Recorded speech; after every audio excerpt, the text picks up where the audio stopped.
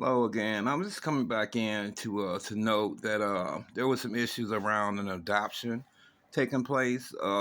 Individuals stating that they had adopted me. I'm by no chance, excuse me, by no way of chance that I have ever been adopted a day in my life. I'm 54 years of age. I have six beautiful children of my own. Four of them that I currently take care of. My oldest is 17, that lives with a brain tumor. I live close by his side. I've never left his side. I take care of him, and my other three children, his siblings. Like I said, I'm no longer with the mother. I'm in transition, and outside of that, I still, like I said, take the opportunity to try to provide my personal care where needed. Outside of that, this is about someone stating that I have been adopted, let alone not just adopted. An individual stating that I have been married. Um, that's a lie. I haven't been. There was false marriage certificate placed over me, done up with one individual signature on it, um, uh, as well as a death certificate. Not just the death certificate. Also, death. Not a death certificate. Also, a life insurance policy. I found out that there's maybe five life insurance policies out on me. Um, at the same time, these individuals that's doing this, all that was just it was done in an effort to steal some inheritance money. Was by no reason, no way of chance that it was something. Um, it was not something that I agreed upon. It was not something that I chose to want to do. There was a child so-called involved in this matter. Like I said, I got six children of my own, four in which I take care of currently myself personally. Um, with this individual Danielle Lane, she's stating that we had a child, which, like I said, my oldest son right now is 17. I've never stepped away from him a day of his life. He has a brain tumor.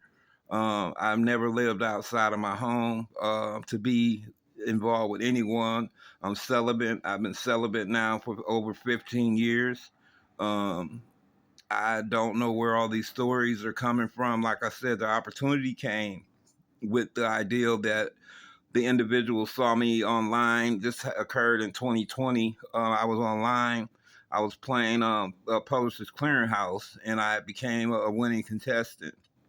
And the individual that is at question, that's in question, was a prize patrol. She was a prize patrol agent, an individual that was to deliver the prize. And when she came to my state to deliver the prize. All in all, her goal was to come and, like I said, to get me out of the way. It was not about delivering the prize because the goal was that they had already been stealing from me. They had, like I said, undermined my business. They had stolen my business from me, her and another individual. Um, you know, and they stole my business. Like I said, sidetracked me on my on well on some finances. Like I said, the individual she was connected with, her predecessor had stolen 400,000 from me. He goes by the name of David. This case, it was a case that was falsely being investigated, which he was never brought up on charges for. But yet, it's a case that's being viewed right now. That's soon to be in the court's hand. So again, these two individuals came together and came up with a Ponzi scheme as to how they were going to get rid of me to live this lavish lifestyle that they had created for themselves. Um, Creating the ideal that, hey, this individual, Miss Lane, she was to state that she's my wife, or we were some kind of twin flame. counterpart or something like that from the past, and it's not true. None of this is true. This is just a coerced ideal that they approach to get close to me, to, like I said, to try to finish the job, to get rid of me. And I have no personal involvement with these individuals. I've never met them personally a day in my life.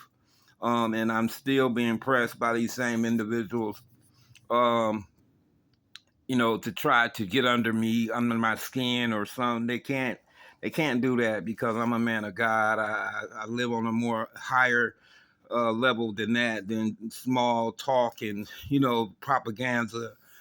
They can't just come to me any kind of way and assume that I'm gonna bite the bullet. I live with integrity, and I know things happen, and sometimes we get into situations, that get out of control, and this individual, I got a chance to talk to her, and I just, at some point, I thought she would be a nice young lady, but once I did really understand who she was, once I did talk to her a little bit, she didn't really have a mindset of her own, and she was kind of keyed on listening to other individuals. And I was sharing with her at the same time that she was kind of being going down the wrong road, and that she should kind of back up. And I don't know what it was about, whether it was my looks or whatever was going on. She just never thought nothing of me, and felt like I wasn't, worth the time. So she wanted to string me along and try to make me, feel bad about, who I was, and she decided she can do something better. Which, in the back of my mind, I don't reason with those issues. If it's a woman out here and she don't have any value for you, you move on. You go on with life.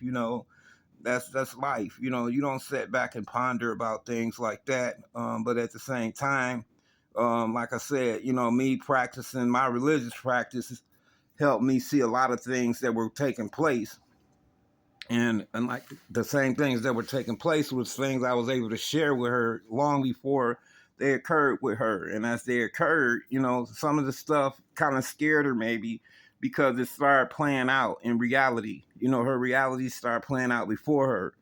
And like I said, with the things that occurred, the guy that she was dealing with, he feared me, because he was the exact guy that stole 400,000 from me, and created a business for itself, trying to operate the business in my name. Look at the dates and times on the start of his business. The dates and times on the start of his business was originally orchestrated around May 9th or May 10th of 2020. It was probably a date before that, a couple of days before that. He had came in.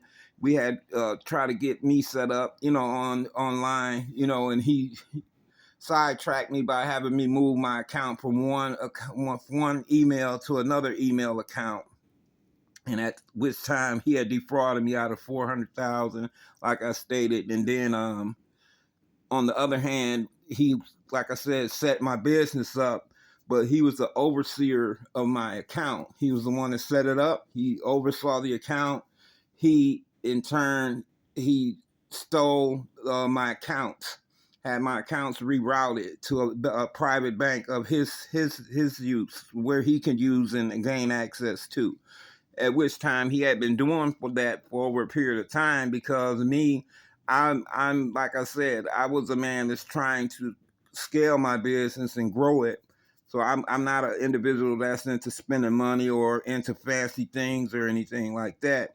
So I wasn't looking at my money for a period of time. So, and when I say a period of time, I'm talking about years, probably a year or two, maybe 2, 3, close to 2 or 3 years. I'm like, that's how close, how serious I was about trying to get some things done. But in between that time, I come to learn, when Mrs. Lame came in, she came in, like I said, with the ideal to deliver a prize to me.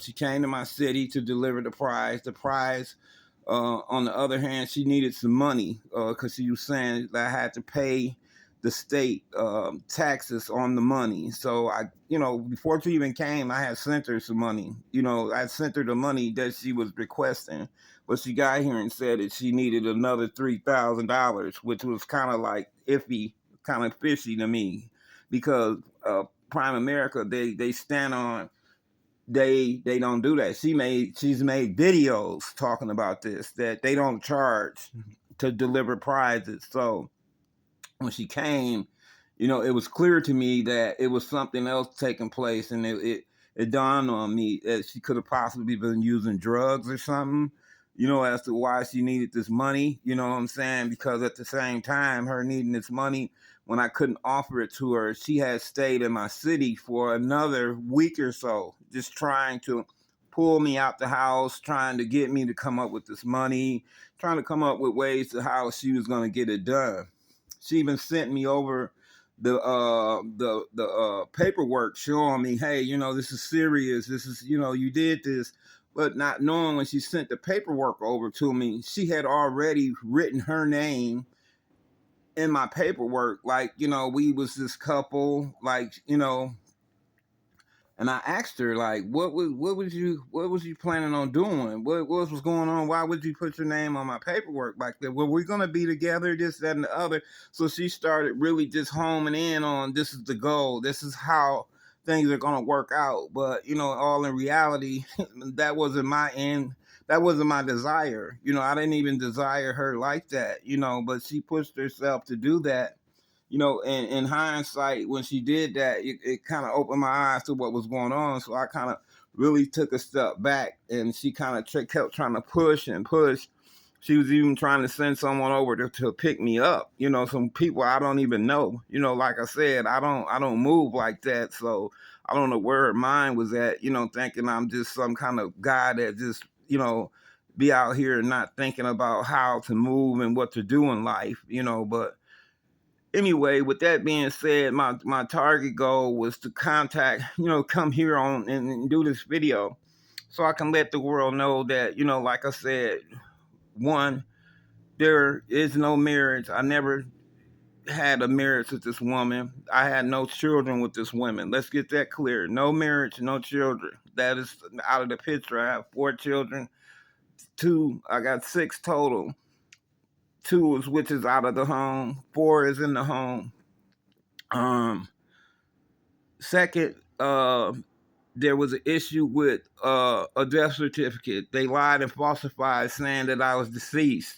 Now, this is after the police had went to the home looking for me, and they were stating that I wasn't there at the time or something to that effect. And they left them with some paperwork that they needed to come back and show proof of me being there. And for some odd reason, they had created some kind of copycat lookalike to go in as me. So this is kind of how they try to play it. They kind of went in and started creating this fake double, this impersonator. And so they got this copycat, and then now, outside of that, like I said, they had created not only the death certificate. They created a life insurance policy. The life insurance policy had ran out. That's kind of where their problems came in at, is because the time had ran out on their life insurance policy. So, there was their problem, where they couldn't do what they needed to do, and get rid of me like they needed to, and on top of that, to add to that, like I said, there was a life insurance policy. There was a fraudulent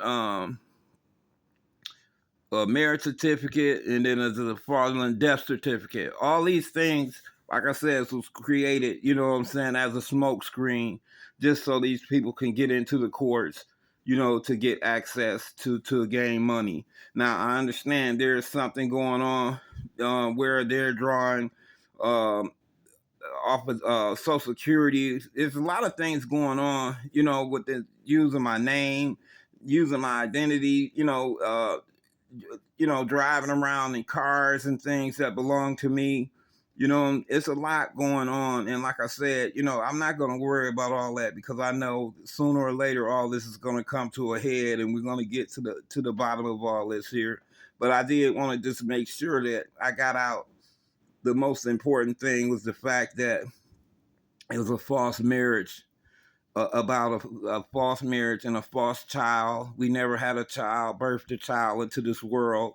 Whatever happened to that kid, I pray that, the child is safe and at home with their parents, whoever this individual is, the children.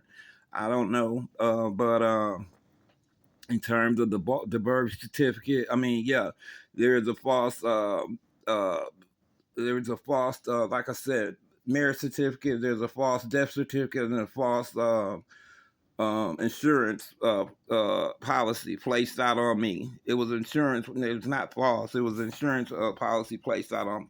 But these are the things that needs to be heard, and I just want to keep this information out there. So just in case things get a little iffy, you know what I'm saying. All these facts are known. So these people needs to be held accountable. God forbid, like I said, any loss of life occurred. I don't condone. I'm not a part of that. I'm a man of God. Like I said, I really dedicate myself to the Lord. I put much work in with the Father, and it's sad. And I really would like to really just get to the bottom of this. So, we can move on. There's a lot of work that needs to be done in this country, you know what I'm saying, with our justice system. I'm not blaming anyone in the justice system. Like I said, there's just individuals that are in the system that, create problems and make the whole system look bad. I just wanted to make sure, my wording is proper, and it's not like sending the wrong message to the system, because I respect the system, highly respect the system, and I know it works if we let it work. And that's what I plan on doing, let it work, and bring these people to justice. You know what I'm saying? Like they deserve to everybody deserves their day in court. And that's really just all I want to see is justice served on my behalf. And this just not something that's swept under the rug. Okay? All right. God bless and have a great day, everybody.